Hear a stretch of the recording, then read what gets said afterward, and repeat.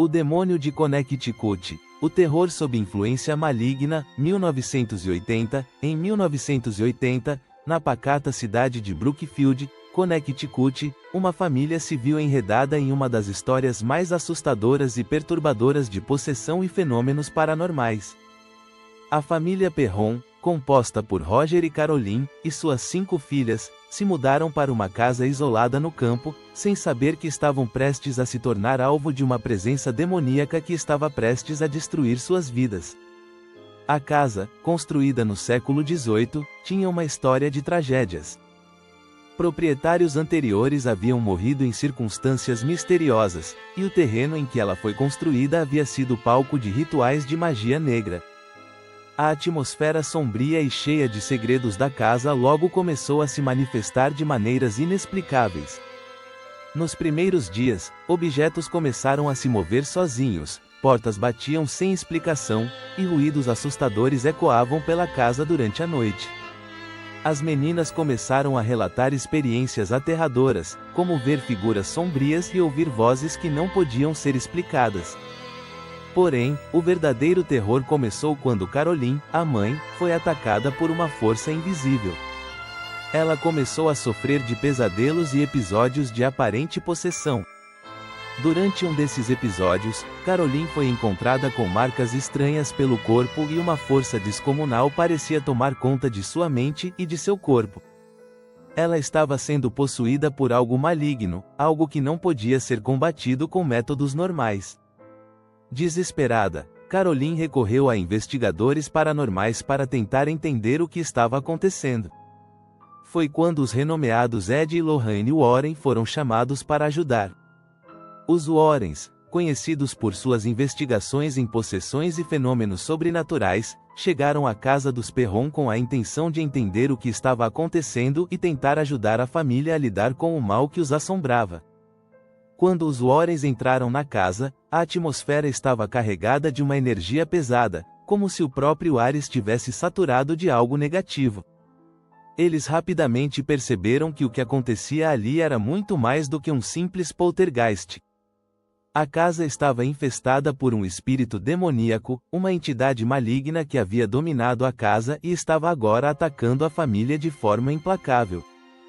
A entidade, uma presença sombria e poderosa, estava ligada a um espírito antigo e maligno, uma mulher chamada Bathsheba Sherman, que havia sido a dona da casa no século XIX. A história de Bathsheba era aterrorizante. Ela era acusada de praticar bruxaria e de ter sido responsável pela morte de um bebê, o que gerou uma lenda de que ela havia feito um pacto com o diabo.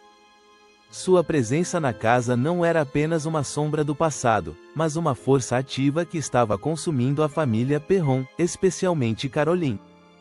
Cada tentativa de confrontar a entidade parecia ser em vão, pois a presença demoníaca se tornava mais forte e agressiva a cada dia.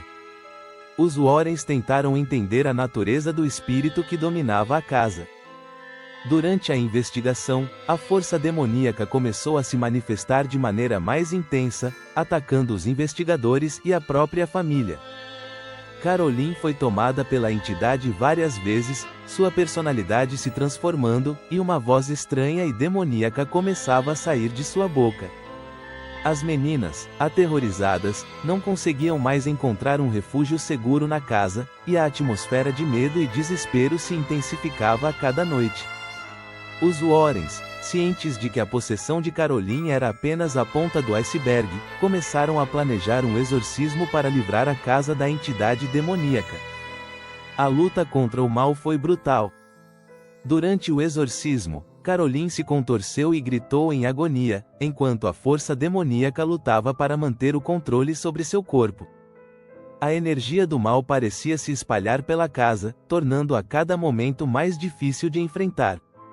A entidade demoníaca estava usando Caroline como um portal para espalhar sua influência.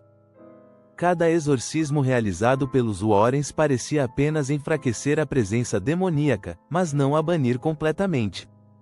No entanto, com o tempo, a força dos Warrens e das orações intensas começou a aliviar a pressão sobre a família. Após semanas de batalhas espirituais, E com um último exorcismo realizado, a presença demoníaca finalmente foi expulsa da casa dos Perron.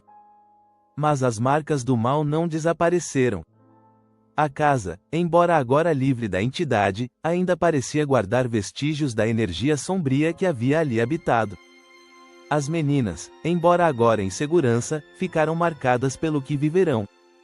A experiência deixou uma cicatriz em suas almas que nunca seria completamente apagada.